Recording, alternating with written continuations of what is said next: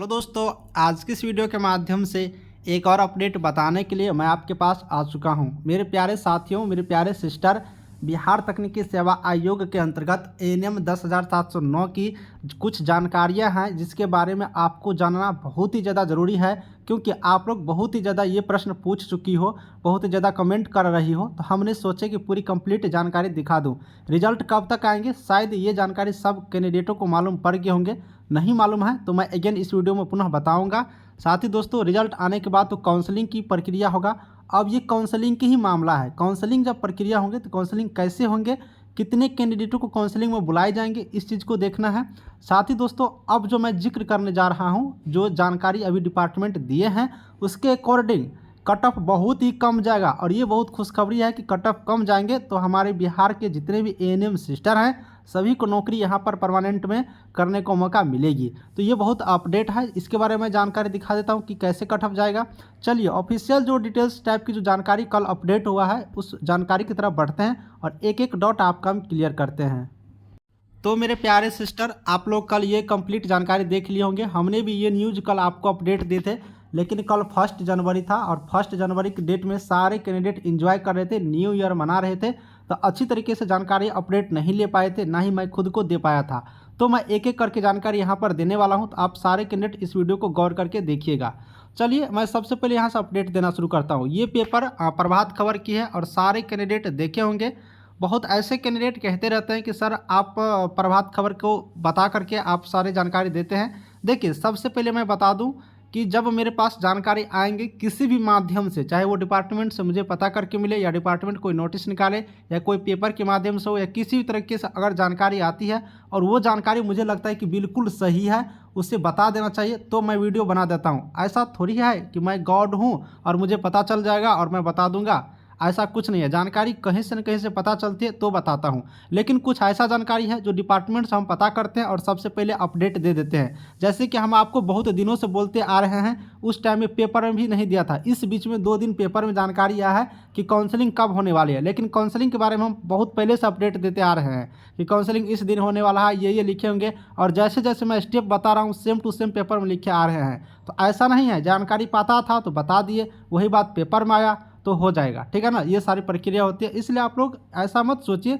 और गलत कमेंट करने से कोई ये इफेक्ट मुझे नहीं पड़ता है। हम सारे लोगों का कमेंट पढ़ते हैं, जिनके कमेंट अच्छे होते हैं, जिनका प्रश्न अच्छे होते हैं उनको मैं जवाब दे देता हूं तुरंत, और अच्छे नहीं होते हैं उन सारे कैंडिडेटों का जवाब हम बाद में देते हैं या छोड़ भी देते हैं। तो इसलिए अगर आप अच्छे क्वेश्चन पूछेंगे तो आपके क्वेश्चन का जवाब तुरंत दे दिया जाएगा।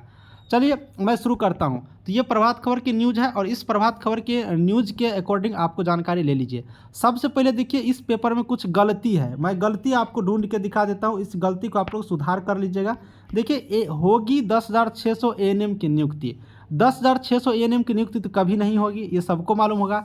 जब भी होगा 10,709 एएनएम की नियुक्ति होगी, है ना। ये विज्ञापन में लिखा हुआ है, एडवर्टाइजमेंट में, तो ये 10,600 गलत है। 10,709 पढ़ेंगे सारे कैंडिडेट, इसको लेकर के कोई कन्फ्यूजन नहीं होंगे।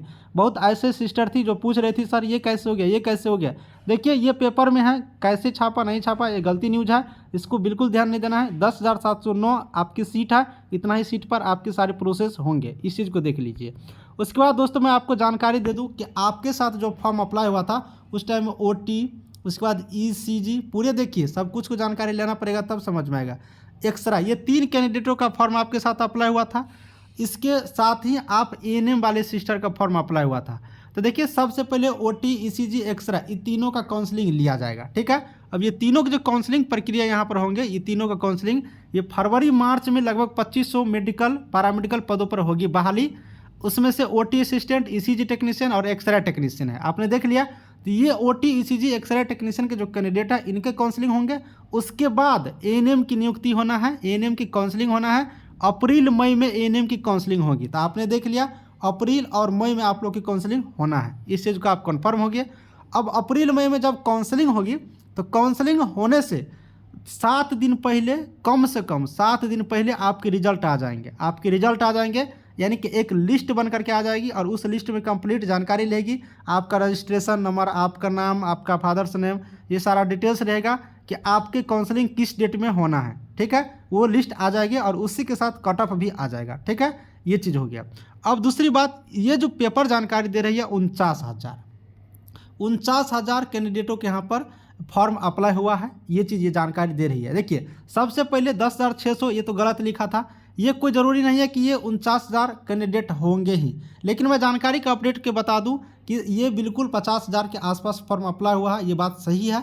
ठीक है, आप सोचे होंगे कि सर बहुत दिन पहले 1 लाख के आसपास बता रहे थे, 1 लाख के। देखिए जानकारियाँ अपडेट जो मुझे मिला था उसके अकॉर्डिंग उस टाइम 1 लाख के अप्रॉक्स बता रहे थे। डिपार्टमेंट के ही व्यक्ति कुछ थे, डिपार्टमेंट के ही कुछ जो थे वो 1 लाख के अप्रॉक्स बता रहे थे, तो हम आपको जानकारी देते। लेकिन अभी 50,000 आ रहा है, ये बिल्कुल सही है, क्योंकि ये जो डिपार्टमेंट से ही कहीं ना कहीं न्यूज़ लिए होंगे तो ही ये पेपर वाला छापे होंगे, ऐसा नहीं होता है कि कहीं से छाप दिए।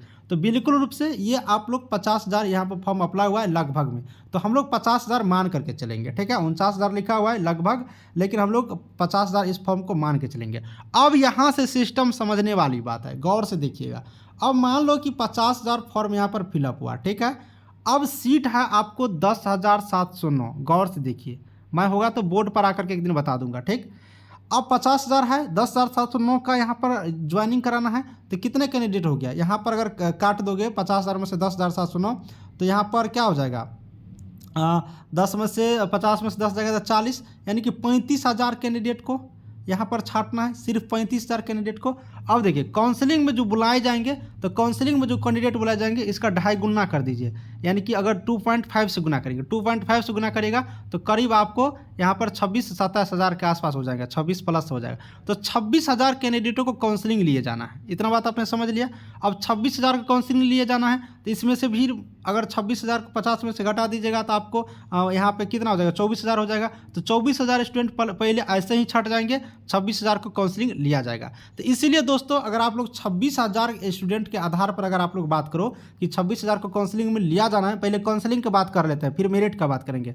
तो आप लोग खुद से अनुमान लगाइए कि आप लोग कहते हैं कि जिसका 90% है उसी को होगा, क्या 26,000 कैंडिडेट को 90% होगा? संभव ही नहीं है, कभी संभव ही नहीं है। इसलिए मेरे पास भी डिटेल्स आंकड़ा है काउंसलिंग के लिए बार बार मैं चिल्ला रहा हूँ, काउंसलिंग के लिए कट ऑफ बहुत ही कम जा रहा है। अब ये कट ऑफ कितना कम जाएगा ये मैं अभी ऑरली नहीं बता सकता हूँ, इसके लिए एक एनालिसिस कर रहे हैं, उसके आधार पर आप लोग का डिमांड रहेगा तो एक न्यू कट ऑफ बना दूंगा। लेकिन कट ऑफ पहले जो मैं बनाया था उसके अकॉर्डिंग अब कम जाएगा, इस बात को आप लोग समझ जाइए, क्योंकि नंबर ऑफ फॉर्म फिलअप जो है बहुत ही कम है। ये एग्जैक्ट जो डाटा बताया उसके अकॉर्डिंग मैं बता रहा हूँ। तो आप लोग कमेंट करिएगा तो न्यू कट ऑफ मैं बता दूंगा, और सारे सिस्टर को बताऊंगा जो अभी तक अपने मार्क कमेंट नहीं किए हो वो सारे कैंडिडेट अपना मार्क कमेंट करिएगा, जिससे कि कट ऑफ बनाने में और आसानी होंगे। तो इस चीज़ को आप लोग समझ गए होंगे। तो हमें उम्मीद लगता है कि आप लोग काउंसलिंग में कट ऑफ कम क्यों जाएगा, किस आधार पर जाएगा, वो सारे बातें समझ गए होंगे। नेक्स्ट वीडियो मैं लाऊंगा, उस नेक्स्ट वीडियो में अगर आप लोग कहिएगा तो न्यू कट ऑफ वाला वीडियो लाऊंगा, जिसमें आप लोग को पता चलेगा कि एग्जैक्ट कट ऑफ कितना है। इस वीडियो को मैं जानकारी दे दूंगा। दूसरी दोस्तों, कुछ आरक्षण वाला पॉइंट है, कुछ आरक्षण वाला, आरक्षण किसको मिलेगा, बिहार राज्य के रहने वाले को वो किस आधार पर मिलेंगे, एक्सपीरियंस वाले में किसको होगा, 865 वाले में कितना पॉइंट मिलेंगे, कितने कैंडिडेटों को उसमें से एक्सपीरियंस के आधार पर हो सकते हैं, ये सारे कुछ कमेंट आ रहे हैं, ये सारे भी एक बताना जरूरी है, ये सारे बताऊंगा क्योंकि ये वीडियो बहुत लंबा हो रहा है, तो बस इतना ही छोड़ देते हैं। तो ये वीडियो भी 2-3 दिन के अंदर आ जाएंगे, इसलिए परेशान नहीं होना है। जो मेरे प्यारे सिस्टर अभी तक टेलीग्राम ग्रुप का लिंक डिस्क्रिप्शन में ज्वाइन नहीं किया, ज्वाइन कर लीजिए। कोई डाउट होगा तो कमेंट कर दीजिएगा। इस वीडियो को यहीं पर समाप्त कर देते हैं। Thank you.